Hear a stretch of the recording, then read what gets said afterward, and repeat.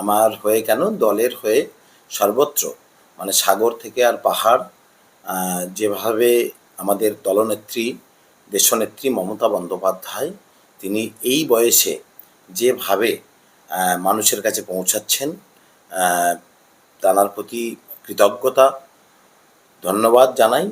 এবং আমার প্রিয় নেতা, আমার অভিভাবক মাননীয় অভিষেক বন্দ্যোপাধ্যায় মহাশয়, সর্বভারতীয় সাধারণ সম্পাদক, শুধু আজকের বাংলার বুকে নয়, সারা দেশে যিনি চর্চিত একজন নেতা, উদীয়মান মুক্তিসূর্য অভিষেক বন্দ্যোপাধ্যায় যেভাবে প্রচার করছেন, যেভাবে মানুষের ঢল সারা বাংলায় নামছে। তো আমি 18 তারিখে তো আমাদের ভাঙড় ক্যানিংয়ের মধ্যবর্তী স্থলে আমাদের মাননীয় শওকত মোল্লা, আমাদের ভাঙড় বিধানসভার প্রার্থী, তাঁর সমর্থনে ভাঙড় বিধানসভা অন্তর্গত ভোজেরহাট মাঠে 18 তারিখে আমাদের দলনেত্রী, দেশনেত্রী মমতা বন্দ্যোপাধ্যায় আসছেন। এবং ক্যানিং পূর্ব বিধানসভায় এবং ভাঙড় বিধানসভায়ও অভিষেক বন্দ্যোপাধ্যায় মহাশয়, আমার প্রিয় নেতা, তিনি আসবেন। সেই ডেট এখনও ফিক্সড হয়নি। ডেট ফিক্সড হলে আমি আপনাদেরকে জানাবো। সম্ভাব্য মানে 20 তারিখের পরে, সম্ভব 20 তারিখের পরে 27 তারিখের মধ্যে অভিষেক বন্দ্যোপাধ্যায় ক্যানিং 1, ক্যানিং 2 বা ভাঙড় মিলিয়ে কটা সভা করবে? সম্ভবত ক্যানিং পশ্চিম বিধানসভায় 18 তারিখের আগে, মানে 17 তারিখে হওয়ার একটা সম্ভাবনা রয়েছে। আর ক্যানিং পূর্বে এবং ভাঙড়ে এখনও ডেট হয়নি। ডেট হলে নিশ্চিতভাবে আমি আপনাদেরকে জানিয়ে দেবো। আপনি যেদিন নমিনেশন করেছেন 7 তারিখে, প্রচুর গাড়ি গিয়েছে, প্রচুর মানুষ গিয়েছে, তো কি পাল্স বুঝতে পারছেন? দেখুন, ক্যানিং পূর্বের মানুষের পালস বলতে তৃণমূল কংগ্রেস আর অভিষেক বন্দ্যোপাধ্যায়, মমতা বন্দ্যোপাধ্যায় এবং শওকত মোল্লা সাহেব, তাদের যে উন্নয়ন, মমতা বন্দ্যোপাধ্যায়ের এবং অভিষেক বন্দ্যোপাধ্যায়ের উন্নয়নকে প্রত্যেকটা ঘরে ঘরে যেভাবে পৌঁছেছে, অলিতে গলিতে পৌঁছেছে, মানুষ ওখানে উন্নয়নের সঙ্গে আছে। এবং সেই উন্নয়নটা মানুষের কাছে যে পৌঁছেছে, মানুষের জনজোয়ার দেখলেই সেটা বোঝা যায়। এবং সেইটা দেখুন, আমার তো টার্গেট ছিল সবচেয়ে কম সংখ্যক লোক নিয়ে যাওয়ার, কিন্তু উৎসাহী কর্মীরা যেভাবে, এবং আমাদের দলের সমর্থকরা, কর্মীরা, নেতৃত্বরা প্রত্যেকেই উদ্যোগ নিয়ে, নিজেরা উদ্যোগ নিয়ে যেভাবে তারা পৌঁছেছে।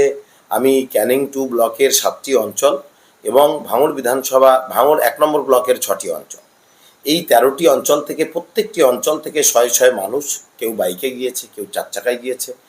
মানুষ যেভাবে সাড়া দিয়েছে, মানুষ যেভাবে উৎসাহ উদ্দীপনা দেখিয়েছে, আমি মানে আপ্লুত, আমি আনন্দিত যে মমতা বন্দ্যোপাধ্যায়ের এবং অভিষেক বন্দ্যোপাধ্যায়ের এই তৃণমূল কংগ্রেস, এবং সেখানে শওকত মোল্লা সাহেব যেখানে 10 বছর বিধায়ক ছিল, সেরকম একটা নির্বাচন ক্ষেত্রে আমাকে দল মনোনীত করেছেন।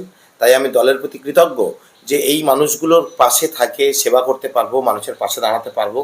এবং মাননীয় শওকত মোল্লা যেমন ভাঙড় বিধানসভায় তিনি প্রার্থী, তিনিও জিতবেন। আমরা একসঙ্গে 2 বিধানসভার 2 বিধায়ক, আমি যেহেতু ভাঙড়ের ভূমিপুত্র হলেও আমি কিন্তু একদম ভাঙড় 1 নম্বর ব্লকের 9টি অঞ্চল, যে 3টি অঞ্চল ভাঙড় বিধানসভার মধ্যে, আমি জাগুলগাছি অঞ্চলের ছেলে। অতএব আমি ভাঙড় 1 নম্বর ব্লকের আরও 6টি অঞ্চল আছে।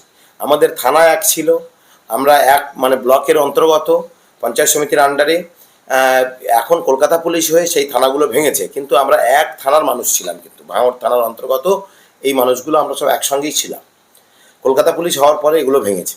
তাই আমি একটুকু অনুরোধ করে বলবো যে মানুষের শান্তি বজায় রাখতে হবে সবার আগে। শান্তি প্রতিষ্ঠা করাই মমতা বন্দ্যোপাধ্যায় এবং অভিষেক বন্দ্যোপাধ্যায়ের মূল মোটো। মমতা বন্দ্যোপাধ্যায় বলেছিলেন বদলা নয় বদল চাই, তো সেই বদল এনেছেন তিনি। কোনো অশান্তি, অরাজকতা, ঝামেলা নেই। তো ক্যানিং পূর্ব একটা শান্তিপূর্ণ জায়গা। আপনারা জানেন যে সাকসারে যেভাবে আমার প্রতিদ্বন্দ্বী প্রার্থী আইএসএফ থেকে যিনি মনোনীত হয়েছেন, তিনি ওখান থেকে সাকসারে আসার পরে যেভাবে উস্কানি দিয়ে জয় বাংলা শুনে যে এত খেপে যাচ্ছেন, মানে শুভেন্দু অধিকারী আর ওনার মধ্যে পার্থক্য নেই। বিজেপিরা খেপছেন জয় বাংলা শুনে, ওরা বহিরাগত, এরাও খেপছে। কারণ আপনি দেখলেন যে হুমায়ুন কবির একটা ভিডিও ভাইরাল হয়েছে, সেইতে বিজেপির সঙ্গে আতাত করে মুসলমান সংখ্যালঘুদেরকে মানে সহজেই এদেরকে বোকা বানানো যায় এ কথা বলছে। তেমনই আমার তো মানে এটা বিশ্বাস যে হুমায়ুন কবিরের এটা ফ্লাশ হয়েছে।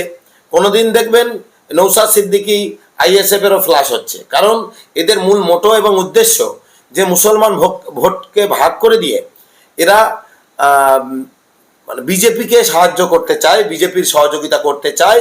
সেই কারণেই এই বাংলায় বিজেপিকে আনার যে চেষ্টা এবং চরিত্র ওরা তো করতে পারছে না, তো তাই সরাসরি না করে একটু ঘুরিয়ে মুসলমান ভোটটাকে ভাগ করিয়ে দিয়ে মমতা বন্দ্যোপাধ্যায়ের সমর্থন কমানোর চেষ্টা করছে সমস্ত মিথ্যাচার দিয়ে।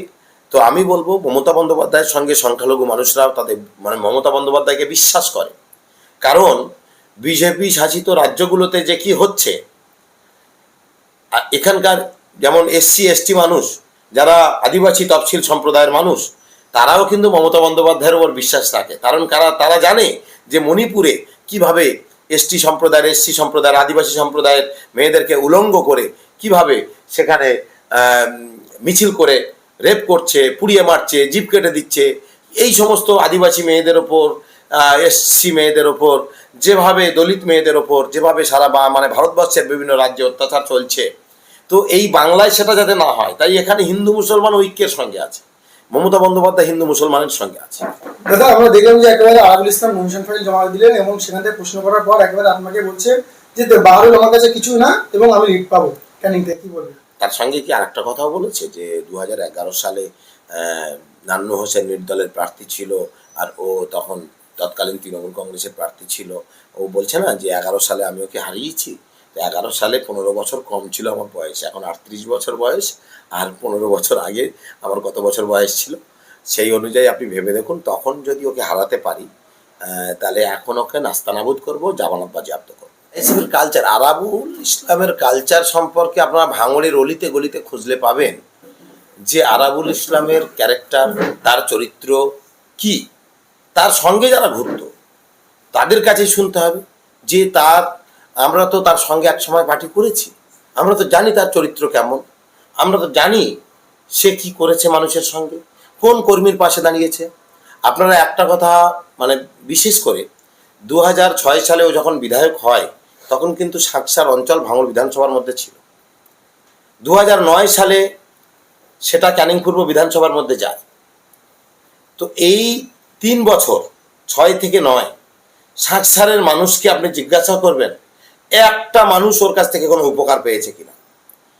এবং পঞ্চায়েত সমিতির সভাপতি হিসাবে, প্রাক্তন বিধায়ক হিসেবে যেভাবে ভাঙড়ে জঙ্গলে রাজত্ব চালিয়েছে, যেভাবে কলেজে প্রেসিডেন্ট হলেন, তিনি ক্লাস পাস, কতদূর পড়েছেন, কোথা থেকে সার্টিফিকেট নেওয়া, কোন প্রাইমারি স্কুলে পড়েছে কি পড়েনি, কোন মাদ্রাসায় পড়েছে কি পড়েনি, ভাঙড়ের লোক সব জানে। কিন্তু ওই যে ওনার 8 পাস একটা সার্টিফিকেট আছে, সেই সার্টিফিকেটটা কোত্থেকে নেওয়া, কিভাবে নেওয়া, সব কিন্তু ভাঙড়ের লোক জানে। এসব আমি নিয়ে মুখ খুলতে চাই না, আমি ওনার সার্টিফিকেট নিয়েও চ্যালেঞ্জ করতে পারি, তো আমি এসব করতে চাই না। মাঠে ময়দানে লড়াই হোক, আমার আমি ওনার বিরুদ্ধে যদি অভিযোগ করি তাহলে ওনার নমিনেশনটাই কিন্তু বাতিল হবে, কিন্তু আমি অভিযোগ করছি না। আমি চাই যে লড়াইটা হোক গণতান্ত্রিক প্রক্রিয়ায়, মমতা বন্দ্যোপাধ্যায়, অভিষেক বন্দ্যোপাধ্যায়ের নীতি আদর্শকে মাথায় নিয়ে আমি কিন্তু ওখানে লড়তে চাই। এবং সেই লড়াইটা মাননীয় শওকত মোল্লা সেখানে এতদিন যে উন্নয়ন করেছেন, কাজ করেছেন, তার পরিপ্রেক্ষিতে ভোট হবে, মমতা বন্দ্যোপাধ্যায়ের উন্নয়নে ভোট হবে, অভিষেক বন্দ্যোপাধ্যায়ের নেতৃত্বে ভোট হবে। এবং সেই ভোটে নিশ্চিতভাবে আপনারা দেখবেন যে কিভাবে নাস্তানাবুদ হয়, কিভাবে ওর জামানত বাজেয়াপ্ত হয়, কারণ ওর সম্পর্কে মানুষ জানে। আমি বেশি কথা বলতে চাই না, এইটুকুই বলতে চাই।